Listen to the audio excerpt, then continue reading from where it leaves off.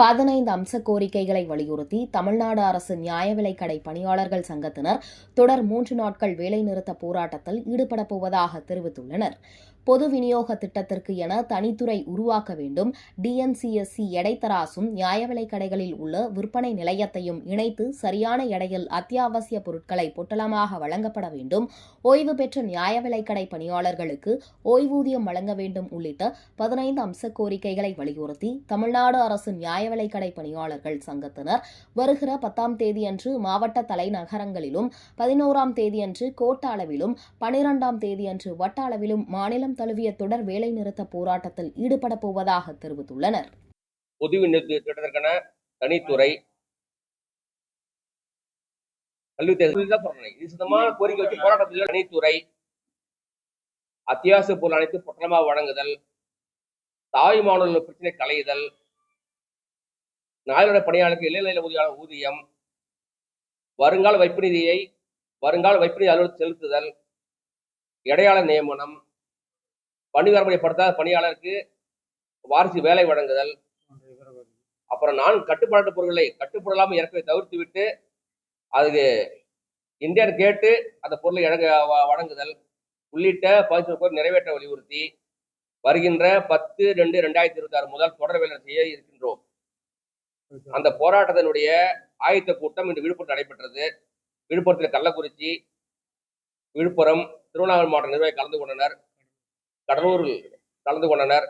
இந்த போராட்டத்தை ஒட்டி தமிழக அரசு எங்கள் நியாயமான கோரிக்கைகளுக்கு நிறைவேற்ற தருவதற்கு முன்வர வேண்டும். அப்படி இல்லை என்றால் அடுத்த கட்டமாக இந்த போராட்டத்தை கொண்டு செல்ல கூறிக்கொண்டும் இல்லாமல் எங்களுடைய அந்த ஊதிய மாற்ற அறிக்கை இதுவரை அரசுக்கு அனுப்பவில்லை. அரசுக்கு அனுப்பி அரசு எங்களுடைய கல்வி தேதி ஏற்ப இளநிலை ஊதியமும் இடையாளருக்கு அலுவலக ஊதியமும் வழங்க வேண்டும். ஒவ்வொரு நியாய கடைகளுக்கும் இடையாள நியமனம் செய்யப்பட வேண்டும். கட்டுப்பாடற்ற பொருட்களை, அதாவது பார்த்தீங்கன்னா வெளிமாறோட விலை கூட இருக்குது. இந்த பொருள் எப்படி ரேஷன் கடையில் கொடுக்க முடியும்? அந்த வெளிமாறோட குறைவான உள்ள இந்த பொருளை கொடுத்தா பரவாயில்ல. அந்த வெளிமாறோட கம்மியாக விலை கொடுக்கணும். அது எங்கள்கிட்ட இந்தியன் கேட்டு கொடுக்கணும், தேவை பட்டியல் கேட்டு கொடுக்கணும். அதுவும் கேட்கறது கிடையாது எங்கள்கிட்ட.